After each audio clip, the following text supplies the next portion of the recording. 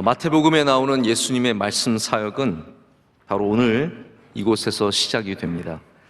말씀은 이렇게 시작하고 있습니다. 예수께서 무리를 보시고 산에 올라가 앉으시니 제자들이 나아온지라. 이 한 절의 말씀에 굉장히 많은 내용들이 담겨져 있습니다. 모세가 시내산에 올라가서 하나님께 말씀을 받은 것처럼 예수님께서는 이 산에서 주의 말씀을 이 백성들에게 전해 주십니다. 그 무리들은 바로 우리와 같은 사람들이었고, 말씀은 그냥 허공에 떠도는 철학이 아니라 바로 하나님의 백성들에게 주시는 하나님의 말씀이 됩니다. 그래서 우리 같은 무리가 주님 앞에 모여 있을 때 주님은 말씀하시기 시작했습니다. 무리 없이는 말씀이 완성되지 않습니다. 그래서 예수님은 지금도 무리같이 모여 있는 우리들에게 오셔서 말씀하십니다.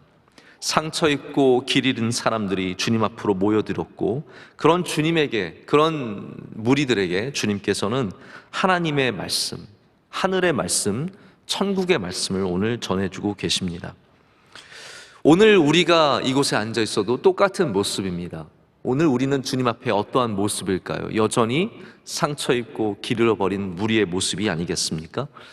제가 그림을 하나 소개하고자 합니다. 이 그림은 여러분이 잘 아시는 화가 빈센트 반 고흐가 1882년도에 그린 그림입니다. 저는 이 그림을 개인적으로 굉장히 좋아합니다. 왜냐하면 이 그림을 보면 각양각색의 사람들, 여인과 남자, 그리고 굉장히 고급스러운 옷을 입고 있는 사람들과 그렇지 않은 사람들이 다양하게 섞여 있기 때문입니다. 우리 모습이죠. 우리가 아는 빈센트 반 고흐의 그림은 별이 있는 밤 혹은 해바라기, 여러 가지 아몬드 트리 이런 그림들이 있겠지만, 잘 알려지지 않은 이 그림에 굉장히 저는 많은 감동을 받고 좋아하는 그림이 되었습니다. 목회를 할 때 우리의 무리가 바로 이러한 모습이라는 것을 자꾸 생각해 보고자 합니다. 우리들의 모습, 연약한 모습들, 지쳐있는 모습들, 또 주님 앞에 나와서 주님의 은혜를 간구하는 모습들을 생각해 보게 됩니다. 저는 개인적으로 그림을 벽에 잘 그려두지 않습니다. 왜냐하면 저는 빈 벽을 사랑해요. 저희 어렸을 때부터 늘 전세집을 다녀서 벽에 못 박는 걸 못하게 하셨어요. 박으면 안 된다? 이렇게 늘 말씀하셔서 저희 집은 벽에 걸려있던 것이 아무것도 없었습니다. 딱 하나, 오직 주님만 걸려있고 나머지는 못 걸었기 때문에 그렇게 훈련을 받았고, 나중에 유학을 가서도 월세를 살다 보니까 벽에 못 박는 것이 심리적으로 굉장히 위축이 되더라고요. 그래서 결국은 지금도 그림을 잘 못 거는데, 만약에 제가 그림을 걸 수 있게 된다면 제가 꼭 걸고 싶은 그림 중에 하나가 방금 보여드린 그림입니다. 여기 고흐는 회중석에 앉아있는 사람들의 모습을 있는 그대로 그렸습니다. 저는 가끔씩 이렇게 유명한 교회에서 이렇게 아름답고 젊은 사람들만 비춰주는 모습을 보면서 굉장히 동떨어져 있다라는 그런 생각을 가질 때가 있습니다. 진짜 우리의 모습은 어떻게 보면 지쳐있고 상처있고 힘든 모습들인데, 너무 아름답고 밝고 예쁜 모습들만 보여주는 것이 굉장히 거리감이 느껴지게 되더라고요.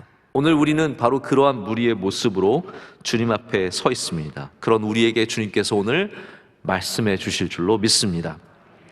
팔복은 여러분께서 굉장히 잘 아시는 말씀인 텐데요, 한 기독교 방송국에서 팔복에 대한 강의를 한 다음에 강연자들과 또 패널들에게 당신에게 팔복은 어떤 의미입니까? 라고 이렇게 물었습니다. 저도 여러분에게 똑같은 한번 질문을 드려볼게요. 팔복은 여러분에게 어떤 의미를 갖고 있습니까? 그래서 한 명씩 대답을 하시는데, 어떤 분은 팔복이 가치관이다 라고 얘기하고요, 어떤 분은 팔복은 나에게 위로다 라고 말하고, 어떤 목사님은 팔복은 나에게 방부제다, 내가 썩지 않도록, 하나님과 멀어지지 않도록 지켜주는 말씀이다 라고 말하고요, 어떤 분은 팔복을 보물지도다, 천국에 가는 지도다 라고 이렇게 얘기를 하시더라고요. 다 각각 굉장히 은혜가 있었고 또 거기에 의미가 있었던 것 같습니다. 저는 오늘 이 팔복을 가리켜서 저의 마음가짐이다 라고 이렇게 좀 말씀을 드려보고 싶습니다. 마음가짐, 별로 탐탁치 않으신가 봐요. 네. 그럼 왜 마음가짐이냐? 팔복은 8개의 복이라서 팔복이라고 합니다. 그럼 영어로 서양권에서는 팔복을 eight blessings라고 할까요? 그렇지 않습니다. 저는 이게 사실 굉장히 어려운 부분이었어요. 당연히 우리는 팔복을 굉장히 자연스럽게 8개의 복으로 얘기하는데 영어권에서는 팔복을 beatitude라고 부릅니다. 제가 공부도 했고 영어도 좀 봤고 그리고 영어 성경에 대한 이런 부분도 많이 제가 갖고 있는데 이 부분이 잘 해결이 되지 않았어. 왜 beatitude일까?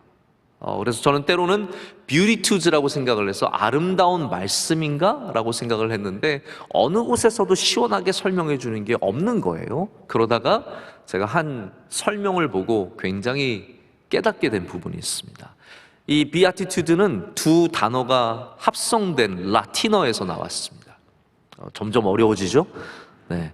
이게 무슨 말이냐면 beo라고 하는 행복하게 되다, 복 있게 되다라는 단어와 attitude, 우리가 잘 아는 attitude, 바로 태도, 마음가짐이라는 단어가 합쳐져서 beatitude가 됐습니다. 그럼 beatitude는 무슨 말이겠습니까? 우리의 마음가짐으로 인한 행복이라는 말이에요. 우리의 마음가짐으로 해서 행복하게 되다, 우리의 태도로 인해서 복을 받게 되다. 그것이 바로 팔복을 해석하는 이 바로 오래된 전통 속에 있는 단어가 바로 그런 단어라는 거죠.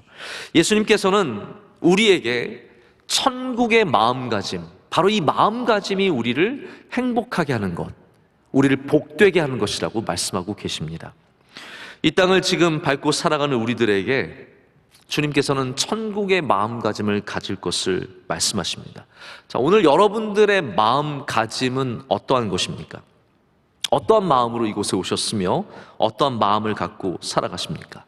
자, 세상의 마음가짐으로 오늘 나오는 사람들을 바라보게 되면 이 사람들은 그냥 불쌍한 사람들이에요. 가난은 우리 세상에서는 저주라고 생각을 합니다. 애통하는 자는 그냥 재수없는 사람이고 불쌍한 사람이에요. 온유한 것은 쓸데없는 짓. 뭐하러 그렇게 온유하게 삽니까? 자기 거 챙기고 살아야죠. 긍휼히 여기는 사람은 손해보고 사는 사람이에요. 자기나 잘 챙겨야지 뭐 남을 그렇게 챙깁니까? 마음이 청결한 사람은 재미없는 사람, 고리타분한 사람에 지나지 않습니다. 여러분, 이게 어디로 가는지 보이십니까? 세상의 마음가짐을 가지면 여기는 복 있는 사람이 한 명도 없습니다. 그러나 저 무리들에게 말씀하시는 예수님께서는 우리들의 이 피곤한 삶, 지쳐있는 삶, 억울한 삶, 힘들고 손해보는 삶에서 천국의 마음가짐, 바로 팔복의 마음가짐을 회복하라고 말씀하십니다. 이것은 우리가 천국만 바라보고 사는 것이 아니라 이 땅, 온전하지 않은 이 땅에서도 천국의 맛을 누리며 살아갈 수 있는 길을 주시는 말씀입니다. 그래서 여기서 예수님은 마음과 삶이 모두 가난한 사람들에게 천국을 바라보는 마음을 가지라고 말씀하시는 거죠. 슬픔 가운데 애통하는 자들에게 위로가 있을 것을 말씀하십니다. 내 이익과 내 안위를 위해서 거칠게 살아가는 세상에서 천국의 마음가짐, 온유함을 가지라고 말씀하십니다. 이것이 행복한 것이다 라고 말씀해 주십니다. 저는 오늘 팔복의 말씀이 팔복 자체가 너무 귀한 말씀이기 때문에 제가 하나하나 도전할 마음조차 들기가 좀 어렵더라고요. 제가 마음 같아서는 좀 하나씩 마음이 가난한 자, 심령이 가난한 자는 복이 있나니 여기부터 8개를 다 다뤄보고 싶은데 이게 목회자로서 두려운 마음이 있어요. 내가 그 수준이 될까? 내가 과연 이거를 감당할 수 있을까? 라는 마음이 들어서 차마 본론은 못 들어가고요.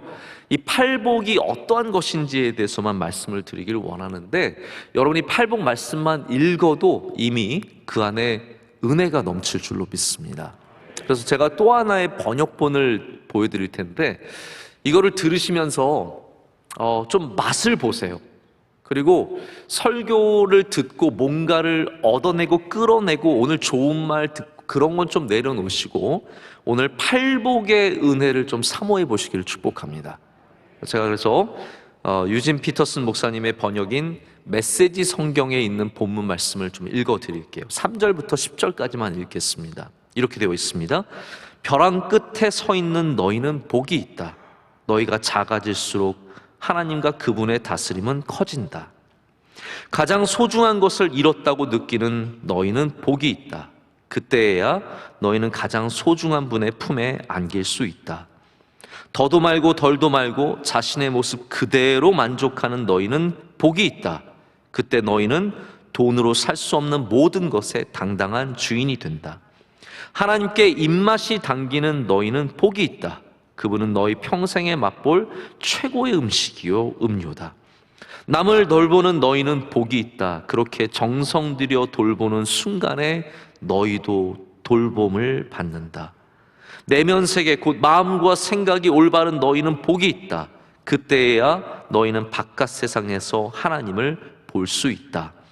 경쟁하거나 다투는 대신에 협력하는 모습을 보여주는 너희는 복이 있다. 그때 너희는 진정 자신이 누구이며 하나님의 집에서 자신의 자리가 어디인지 알게 된다. 하나님께 헌신했기 때문에 박해를 받는 너희는 복이 있다. 그 박해로 인해 너희는 하나님 나라에 더 깊이 들어가게 된다. 아멘. 좀 다르죠? 근데 어떠신가요? 좋으시죠? 말씀이 얼마나 은혜가 있습니까?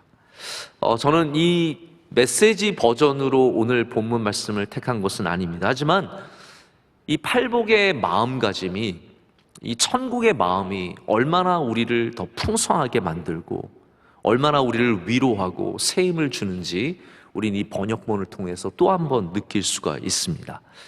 여러분, 우리 성도들은 마음가짐이 중요합니다. 할렐루야. 우리의 마음가짐, 어떠한 마음을 갖고 살아가느냐, 이것이 참 중요합니다. 그래서 제가 지난 한 주간 하나님의 감동으로 인해서 마음에 대한 설교를 새벽 예배 때 쭉 이어왔어요. 새벽 예배 나오신 분들은 아시죠? 기억하시죠? 제가 낙심하지 말 것을, 근심하지 말 것을, 두 마음을 품지 말 것을, 그리고 자족하는 마음을 가질 것을 이렇게 매일매일 전하고 여기까지 왔습니다.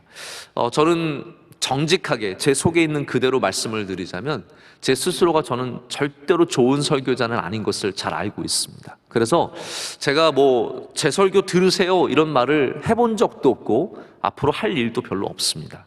다른 분 설교를 들으시는 게 훨씬 더 나으실 거예요. 물론 우리 교인들은 들어주시면 감사하겠습니다만은, 근데 만약에 오늘 말씀을 통해서 더 은혜를 사모하기를 원하신다면 지금까지 하나님이 걷게 하신 그 길, 바로 마음의 길을 좀 함께 같이 걸어봐 주시면 좋을 것 같습니다.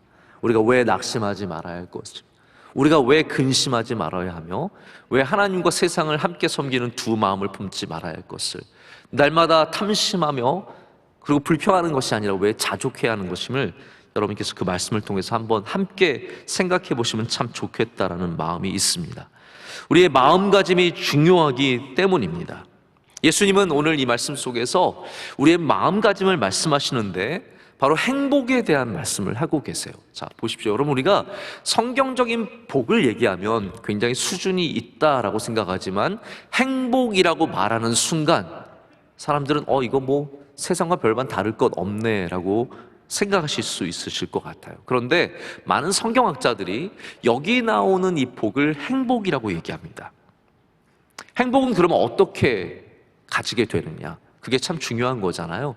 가난한 사람은 행복할 수 없다고 여기는 것이 이 세상이며, 애통하는 자는 행복할 수 없다라고 느끼는 것이 이 세상인데, 예수님께서는 그러나 그 가운데도 천국의 마음가짐을 가지면 우리는 행복해질 수 있다 라고 말씀을 하시는 거라는 거죠. 천국의 마음을 품은 사람들, 그런 사람들은 조급하지 않습니다. 서두르지 않습니다. 팔복의 마음가짐을 가진 사람들은 지금 나의 상황, 이 상황이 바뀌어야만 행복해지는 것이 아니라 지금 이 내 상황에도 하나님의 복이 있다라는 것을 믿게 되는 겁니다. 자, 여러분의 상황은 지금 어떠실까요? 제가 한 분 한 분을 다 알 수 없고 여러분의 상황을 다 판단할 수 없습니다. 그런데 우리는 어떤 특별한 사람들을 보면 저분은 진짜 어렵겠다, 복이 있을 수 있을까? 라는 그런 생각을 하게 되는 것 같습니다. 우리 교인들 가운데는 어제 병원에서 중환자실에서 퇴원하신 분도 계시고요, 여전히 항암 치료를 3차, 48회 이렇게 받으신 분도 계시고, 아이를 셋 둔 젊은 엄마가 암에 걸려서 투병하시는 분도 계시고, 어린아이가 큰 병에 걸려서 부모님이 마음을 졸이며 돌보시는 분들도 계십니다. 여러분, 이런 분들에게 어떻게 우리가 복이 있다라고 감히 말할 수 있겠습니까? 힘들죠. 그러나 우리가 그곳에서도 천국의 마음가짐을 가져야 한다라고는 말할 수 있다라는 거예요. 우리가 욥기의 말씀을 통해서 남에게 함부로 말하지 않는 것을 많이 생각해 보게 되었습니다. 그렇죠? 우리 수요일 예배 나오시는 분들은 언어적으로 많이 변하셨을 것 같아요. 우리 교인이지만 우리의 신앙을 너무 공격적으로, 그리고 너무 폭력적으로 남에게 말하는 것은 굉장히 위험한 것이라는 것을 우리가 알게 되었죠.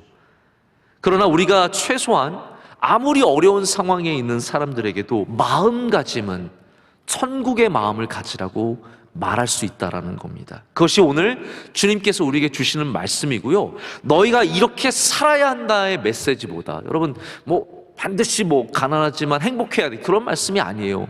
어쩌면 이 말씀은 이렇게라도 이 땅을 살아내야 한다라는 말씀이라는 거죠. 존 메가더 목사님의 책 팔복에서 이 목사님이 예수님 시대의 행복은 이러한 것이었다라고 이렇게 쭉 나열을 합니다. 바리새인들은 외적인 것에서 행복을 찾았습니다. 전통에서 행복을 찾았습니다.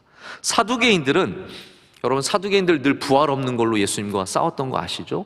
사두개인들은 현실에 만족하는 삶에서 행복을 찾았습니다. 에센파는 또 아시죠? 에센파는 저 광야에 살았던 고립되었던 파 아닙니까? 에센파는 우리가 남들과 다르다, 우리는 고립되었지만 우린 더 거룩하다, 이걸로 여기에서 우월감을 느끼고 행복감을 가졌던 사람들이에요. 또 열심당원들은 정치적인 것에 혁명의 목적을 두고 거기서 싸우는 것에서 행복을 찾았습니다. 제가 이 이야기를 보면서 참 세상 별로 달라지지 않았다, 비슷한 모습들이 너무나 많은 거예요. 어떤 종교인들은 나는 정말로 거룩하니까 거기에서 기도 열심히 하는 것을, 남들 앞에서 내 거룩성을 보여주는 것으로 행복을 찾고, 또 어떤 분들은 현실의 삶에서 끊임없이 더 좋은 것을 가져서 행복을 찾고, 어떤 분들은 나는 세상과 떨어져서 살래, 혼자 살면서 거기에서 혼자서 거룩한 생활을 지켜가면서 행복을 찾고, 또 어떤 분들은 오직 정치, 오직 세상의 욕망과 힘과 이런 것들에 목표를 두고 살아가는 모든 것들이 있는 거죠. 달라지지 않았습니다. 그러나 그 시대에도 예수님께서는 바로 그런 사람들에게 오셔서 아니야, 행복은 거기 있는 게 아니야, 행복은 너의 안에 있다고 말씀해 주시는 겁니다. 우리가 어떠한 마음을 갖느냐, 천국의 마음을 갖는 사람이 진짜로 행복한 사람이야 라고 주님께서 말씀해 주시는 겁니다. 여러분, 우리 그리스도인들이 다 예수님 믿는다고 하지만 우리의 마음이 천국에 있기는 참 쉽지 않습니다. 우리가 주님을 믿고 교회를 사랑하고 예배를 사랑하지만 여전히 마음은 다른 곳에 가 있기가 쉽다라는 거죠. 그래서 오늘 말씀을 통해서 우리는 다시 한번 팔복의 마음가짐, 바로 천국을 향한 마음가짐을 되새기기를 간절히 원합니다.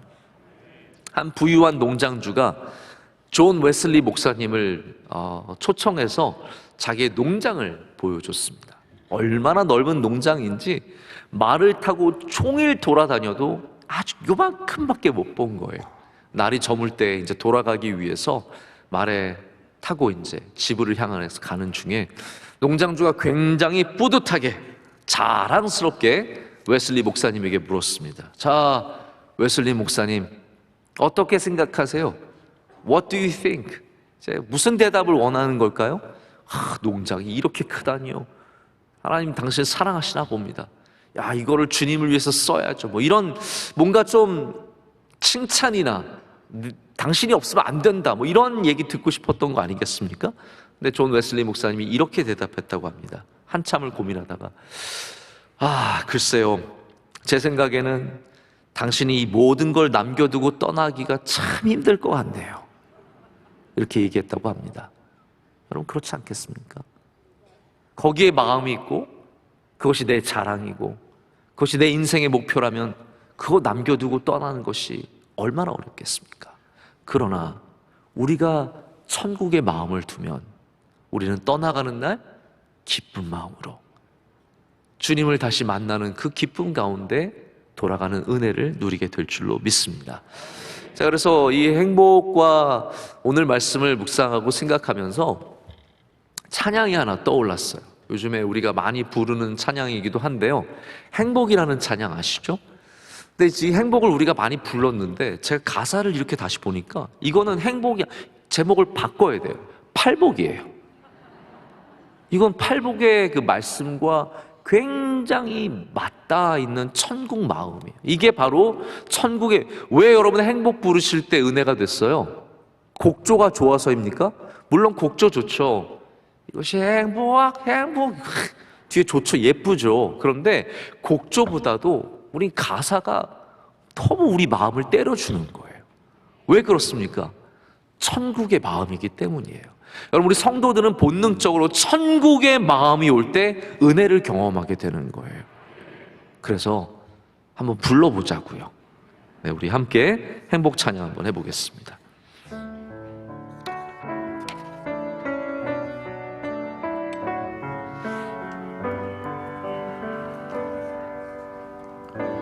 화려하지 않아도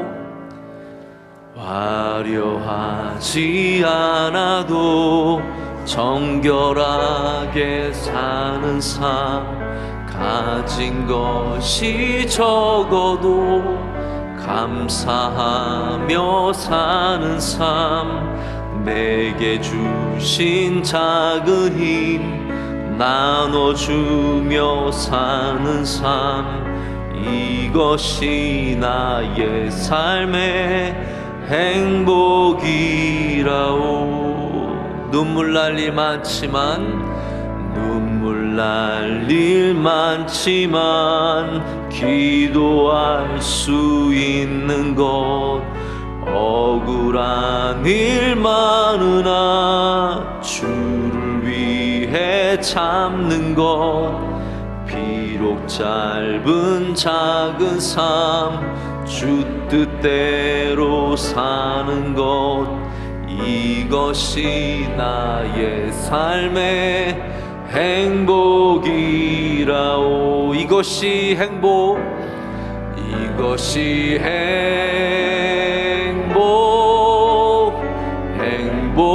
행복이라오. 세상을 알 수 없는 하나님 선물, 이것이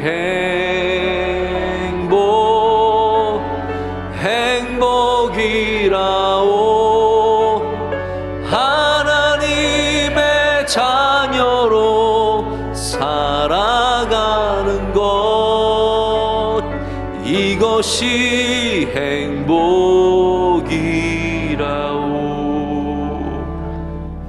아멘. 찬양이 은혜로운 찬양이라서 많이 부르면 좋겠지만 우리 또 시간이 가고 있기 때문에 여러분 집에 가셔서 또 부르시고 또 들으시고 또 천국의 마음으로 천국의 은혜를 누리시기를 축복합니다. 팔복은 우리의 마음을, 우리의 시선을 천국을 향하게 하는 말씀입니다. 그래서 이 팔복의 마음가짐을 가지면 우리의 마음이 위를 향하게 되어 있습니다. 우리 사람의 마음은요, 자꾸 밑으로 꺼져가는 경향이 있습니다. 그렇지 않습니까? 낙심이라는 단어가 마음이 떨어지는 거잖아요. 밑으로 자꾸 꺼져가는 것들이 있습니다. 혼자 있으면 자꾸 마음이 꺼져갑니다. 어려우면 마음이 자꾸 밑으로 내려갑니다. 그럴 때일수록 우리는 천국의 마음으로 다시 마음을 위를 향하게 해야 합니다. 끌어올려야 합니다. 그래서 은혜의 마음, 소망의 마음, 감사의 마음, 천국의 마음을 가져야 된다라는 거죠.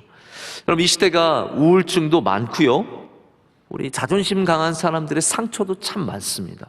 조그만 일에도 사람들이 마음이 상하고 어려워지는 것이 이 세상의 모습입니다. 이것을 진단한 분이 이제 한병철 교수가 피로사회라는 책을 쓰시지 않았습니까?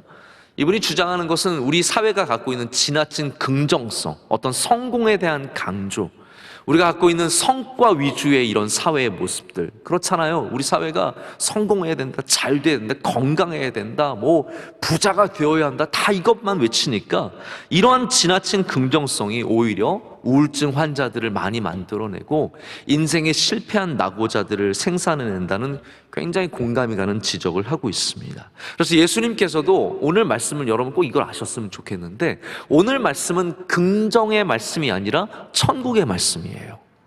이 메시지는 긍정과 아무 상관이 없습니다.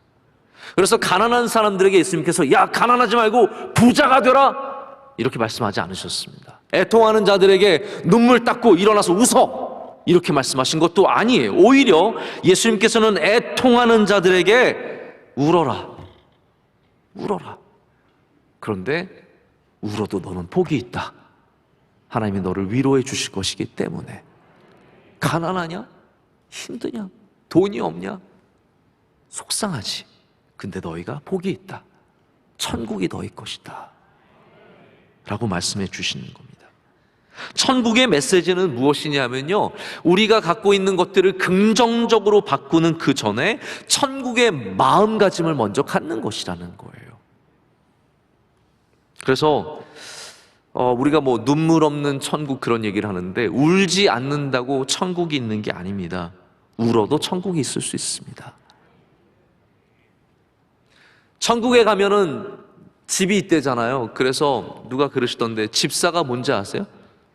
천국에 집 사놓은 사람이 집사래요. 천국에 가면 아파트값 오르는 거 걱정 안 해도 되고, 청약통장 그거 꼭 안 만들어도 돼요. 우리는 천국의 마음을 가지면 어느새 마음이 부자가 되고 감당할 수 있게 되는 것입니다. 그래서 울음 속에서, 가난 속에서, 우리의 억울함 속에서, 속상함 속에서 하나님이 우리를 사랑하시고 우리와 함께 하시는 것을 아는 것이 바로 위의 마음, 위를 향한 마음인 줄로 믿습니다. 한 심리 전문가가 30년 동안 사람들을 코칭하고 조직들을 이끌면서 책을 썼는데, Above the Line이라는 제목의 책이에요. 선 위의 것. 이게 무슨 얘기냐면요, 우리의 마음이 선 아래가 있고 선 위가 있대요. 선 아래에 있는 것들은 자존심, 두려움, 이런 것들이 이제 선 아래에 있는 마음들이고요. 선 위에 있는 마음은 겸손한 마음. 겸손한 마음은 자기를 개발시키는 가장 중요한 마음이래요. 그리고 사랑의 마음은 누군가를 도와줄 수 있는 가장 좋은 마음. 그래서 자기를 개발하려면 겸손해야 되고, 남을 복되게 하려면 사랑해야 한다는, 이제 그런 얘기를 하면서 이 선 아래에 있는 마음을 얼마나 선 위로 올릴 수 있느냐. 그래서 여러분들도 한번 체크해 보세요. 오늘 나는 선 아래에 있는가, 선 위에 있는가. 근데 더 중요하게는 그 선 위에서도 그냥 내가 잘 되기 위한 겸손 사랑이라기보다는 천국의 마음, 더 위를 향하는 마음을 가져야 된다는 거예요. 근심과 걱정으로 끊임없이 두려움과 걱정과 어려움과 질투심과 시기심으로 마음이 꺼져 내려갈수록 우리는 다시 팔복의 마음을 갖고 위를 향해 가야 할 줄로 믿습니다. 마지막으로 우리 모두가 팔복의 마음을 갖는 것에서 시작하기를 원합니다. 이건 하실 수 있잖아요. 여러분, 팔복의 마음을 갖는 것, 마음에 품는 것, 여기서 오늘 꼭 시작하시기를 축복합니다. 다른 것들은 마음만으로 안 돼요. 공부는 마음만으로 안 됩니다. 마음으로는 전교 1등 몇 번 했죠? 공부를 해야 공부가 됩니다. 다이어트 이미 10kg 뺐습니다. 마음만으로는 안 돼요. 이게 마음은 늘 같지만 참 어려운 것이 이런 것들입니다. 이게 잘 알려진 예화이지만 제가 좋아하는 이야기가 있습니다. 한 게으른 남자가 낮잠을 자고 있었는데 도둑이 들어오려고 하는 거예요. 도둑이 막 들어오려고 하니까, 낮잠을 자도 귀가 열려 있잖아요. 우리가 이 소리를 들으면서 도둑인 것을 직감한 이 남자가 속으로 생각을 합니다. 들어오기만 해봐라. 또 잡니다. 근데 들어왔더니 이 사람이 드디어 들어온 거예요. 도둑이 들어와서 막 뒤지고 막 훔치는 소리가 들립니다. 그 소리를 들으면서 훔쳐가기만 해봐라 생각을 합니다. 이 사람이 다 챙겨가지고 좋은 거 다 챙겨서 문을 조용히 착 닫고 갑니다. 그랬더니 이 사람이 생각하기를 다시 돌아오기만 해봐라 이랬대잖아요. 마음만으로는 안 됩니다. 여러분 웃기면 웃으세요. 네. 뭐 그렇게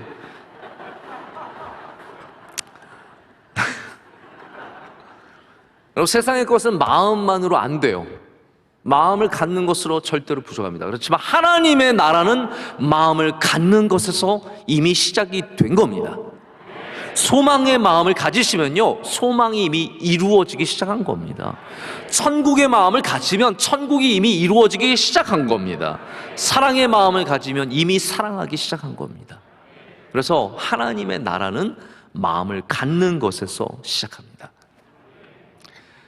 이 팔복으로 다큐멘터리도 만들고 책도 쓰신 김우연 감독이라는 분이 있습니다. 이분이 벌써 30년 전부터 이 작업을 했는데 이분의 다큐멘터리 중에 애통하는 자는 복이 있나니라는 그러한 제목의 영상이 있습니다. 여기에는 우리가 정말 보면 함께 대성통곡할 수밖에 없는 그런 아픈 이야기들이 많이 있습니다. 애통하는 자잖아요.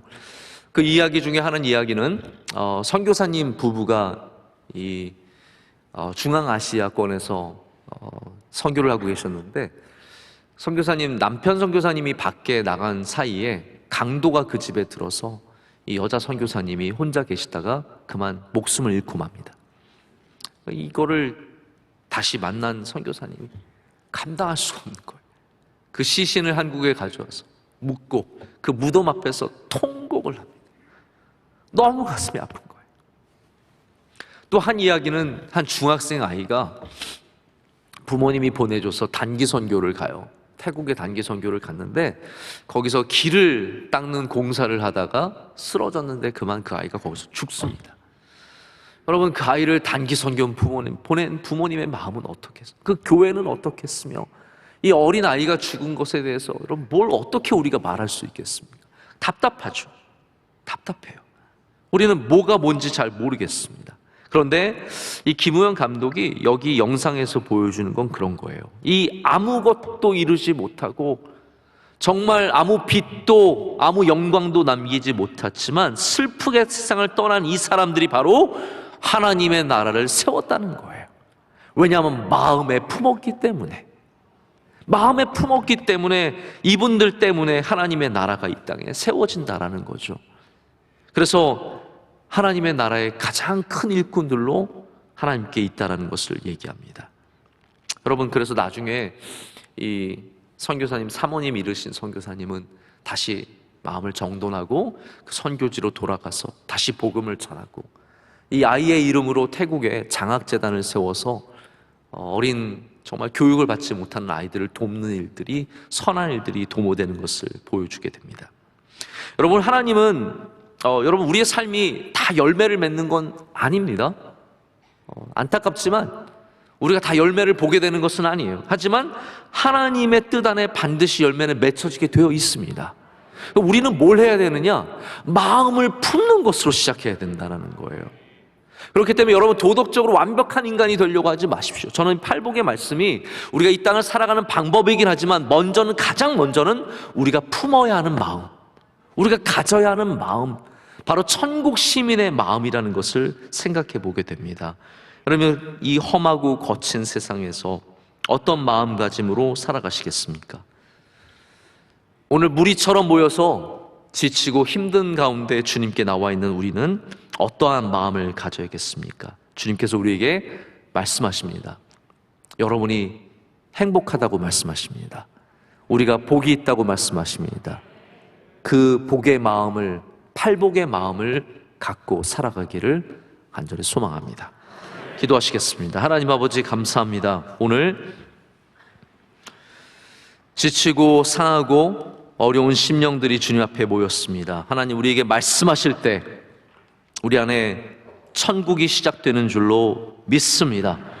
우리 꺼져가는 마음들, 밑으로 자꾸 바닥으로 가라앉는 마음들을 추스리게 하시고 우리 다시 위를 향한 마음을 갖게 하여 주시옵소서. 지금부터 우리의 마음가짐이 달라지게 하여 주시옵고 모든 성도들이 천국의 마음을 갖게 될 줄로 믿습니다. 아직까지 천국의 마음을 품지 못한 사람들 있으면 오늘 이 시간 성령으로 감동 주셔서 다 천국의 마음을 품게 하여 주시옵소서. 예수님의 이름으로 기도드립니다. 아멘.